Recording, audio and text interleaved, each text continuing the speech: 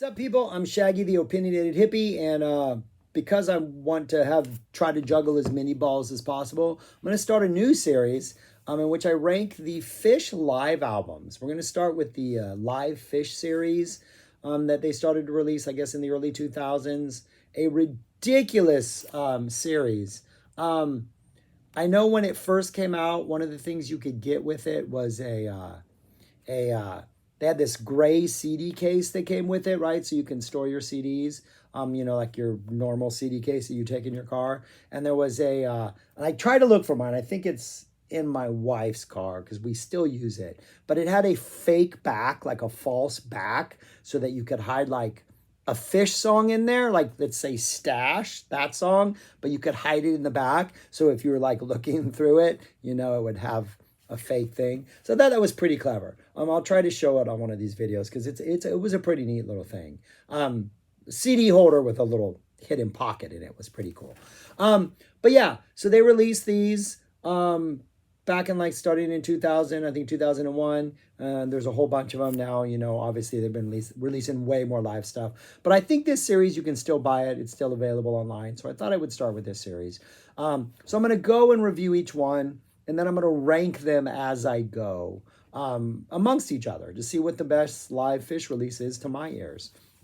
I saw Phish well over 100 times, mostly in the 90s, a handful of times since then. But I did a bunch of summer tours, 94, 95, 97, 98. Plus I did I've been a teacher pretty much since 93. So I did summer shows and spring break shows and Thanksgiving shows. And anytime I could, drove to New Orleans and Alabama from Texas, which is quite a drive. But, we made those tracks. So I've seen them a bunch of times. So let's do it. Let's jump in with Live Phish Volume 1.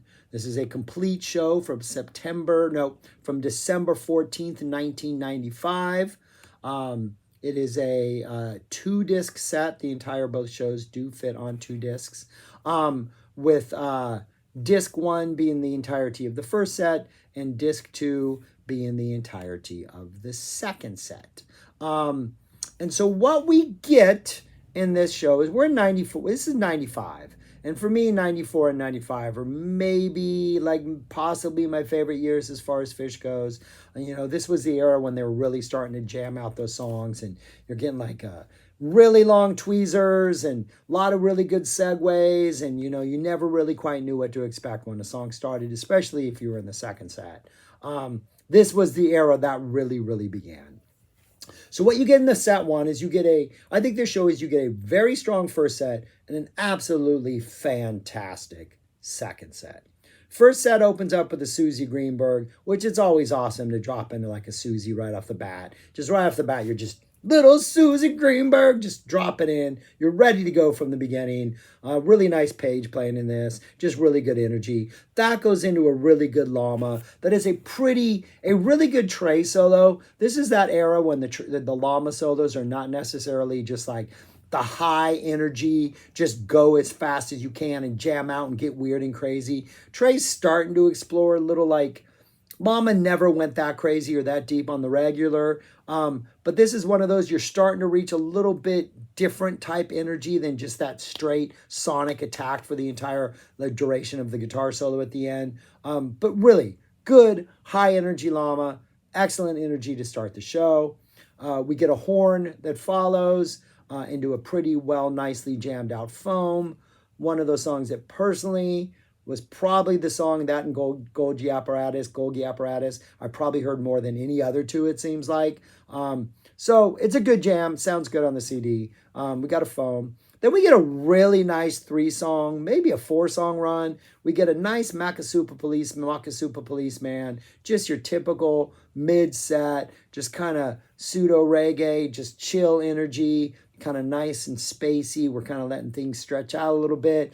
We go through your Makasupa. We drop right into a split open and melt. Just an awesome split open and melt. Really nice, prolonged jam in this thing that just kind of goes on and on and on and on. The entire thing's 15 minutes almost. Just everything you want out of a split open and melt jam. It's here. It's there. We're staying pretty much split open and melt jammy for most of it. Just your typical playing with those weird Escher-esque jagged sort of lines. We start to get a little like out there as it goes on. And then we kind of fade out towards the ending, and it kind of closes out with a silent jam, which one of those things which like it's a lot more interesting to see in person because they're like pretending to play, and then you don't hear anything, and then they'll get that dun dun dun and like hit that hard. And so it's weird to listen to it, after it's a silent jam and you're like just sitting here listening to silence for like 20 seconds and they're like dun dun dun silence, and then they wrap it up. So an interesting little ending to wind it up. Is probably more interesting seeing it in person than it is listening to it. But we get a silent jam to end the Split Open and Melt. Then we go into a Tila, which is a really nice sort of works really well following the Split Open and Melt. That sort of just kind of more ballady type energy. Page taking over for a while. Nice kind of like beautiful Tila energy. We get a Taste, and we get that. I think this is the second version of Taste. We had the original version of we had like Fog That Surrounds, and then this is the Taste That Surrounds, which is like a combination of what would eventually be Taste as we would know it in the studio version versus that early Fog That Surrounds version. And I think this version is kind of in between those two. We still get a lot of like the Fishman going back and forth type vocals. So it's got a pretty good jam on it, some pretty good energy. But yeah, this is the one that's not been officially released as a studio and sort of the second version of the evolution of what was a pretty interesting little song. So we get a Taste That Surrounds, though it is just called Taste on the actual disc. This is that earlier version of what you would then hear on the official studio version. Then we get a My Sweet One and a Frankenstein to close out the set. So pretty solid first set. Highlights definitely, I think those two openers, that 1-2 punch of Susie Greenberg into Llama is fantastic. And that Makasupa, Split Open, Tila, even with that Taste That Surrounds, it's a really nice mid-set run that has some really nice musical peaks. None of it compares to the awesomeness that is the second set. Opens up with the Curtain. Really nice, solidly performed Curtain. That goes right into the Tweezer. Really good energy in the Tweezer. We get into the Tweezer jam. And there's one thing that I'm always conscious of listening to this Tweezer is we're in that era where we don't know if this is going to be like a 67-minute Tweezer. Is it going to be a 25-minute Tweezer? Like, how long is this Tweezer going to go on? And so the first part of this, there's Tweezer, and then it goes into something else eventually. And the first several minutes of this Tweezer, it feels like we're preparing for like an epic length jam. Like it doesn't get really intense. It almost seems like they're searching for like, what road do we want to go down? Like, what is the musical avenue we really want to follow? And it's definite Tweezer exploration energy, but it's definitely not anything that's all that special at this point or too magical for the first several minutes. And then, I don't know, several minutes into the jam, and there's a debate among Phish fans as to whether this is an actual tease or not. Trey starts playing a little like progression that sounds like Slipknot. That progression when they're going back into the written part where it's like dun na na. They're like, that's not the progression. But the progression in Slipknot is something like where it's like dun. It's like a bunch of chords where they're like, I think it's dun na na na na na na na na. Like, and they're gonna build back the energy back into like the written part. And Trey starts playing something that definitely sounds similar to that Slipknot riff, but not identical. But once he starts playing that, the entire jam just takes on a whole new feel. It becomes sort of a theme for a while. They leave it, and then they kind of return to it every so often. And the energy of the Tweezer jam just gets way more interesting. And now we're like going to next level jamming. Like, we're really into it. It's excellent. Let's ride this for a while. But they don't. They almost, once that momentum gets going, they make, I don't want to say it's a jarring transition, but it's a sudden transition into Timber, Timber, Timber, the Timber Ho song. Oh, that timber's got to roll. That song, that version of Timber, not the weird one from the Halloween scary sound effects show. So we get a good Timber, high energy Timber. The actual song is awesome, but when they get into the jam on Timber, maybe it's because there's a Slipknot quote earlier, but it sounds like a Slipknot jam. from the Dead. One of those jams where it's like you're almost in like a bubble and everybody's just kind of exploring the area, and they're not necessarily jamming in the same direction or on the same line, but they're all jamming with the same energy and the same idea. And it just has that sort of outer space, not space where there's no drum space, but like outer space exploration jam that Slipknot does so incredibly well. And that timber jam, which is maybe just a couple minutes long, maybe 3 minutes long after the vocals, might be the highlight of this set, of what is a fantastic set, because there's still some absolutely ridiculous stuff to come, but it feels like Slipknot. And because that jam takes on such a Slipknot vibe, I'm like, maybe Trey was trying to like reference Slipknot in that earlier part of Tweezer. So they jam on that for a while. Then they go back into Tweezer, and they go back into Tweezer by playing like the riff from Tweezer. So we know we're back into Tweezer. And then they take on that and they just jam that for a while. The jam gets heavy, goes to some good places. They eventually bring it back down. Things get a little keyboard. Page kind of takes over for a while. We get some really good energy there. And we sort of just kind of like slow down and fade out as like tweezers tend to do. But then after this goes for a while, we get the one part of this show and the one part of this tour in general that now, it was fun at the time, it was clever at the time. I don't need to listen to it again, but we get Keyboard Army. Earlier, they had done this thing called Acoustic Army, where they all played an acoustic guitar and played this part together on stage. Now it's called Keyboard Army. I want to say they were all like holding like, those around the neck kind of strap keyboards and playing this little thing on stage. I don't think it's that interesting of a song. I don't think it's that interesting of a melody. I think it's more interesting live than it is to listen to, but it's less than 4 minutes long. So in a way, it's like an intermission.